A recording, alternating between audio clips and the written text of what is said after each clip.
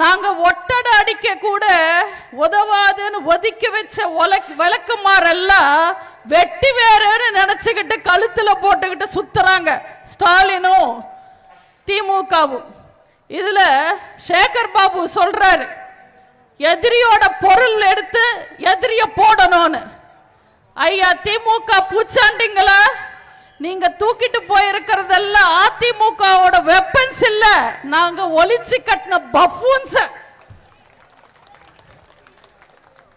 ஆதாயத்துக்காகவும் அரசியல் லாபத்துக்காகவும் சம்பாதிச்ச சொத்தை பாதுகாக்கிறதுக்காகவும் இப்படி அசிங்கமான செயல் செய்யறாரு ஓபிஎஸ்.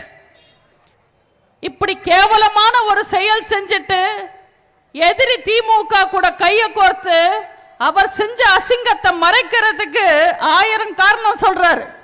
அதுல ஒண்ணு எடப்பாடி எதிர்ப்பு.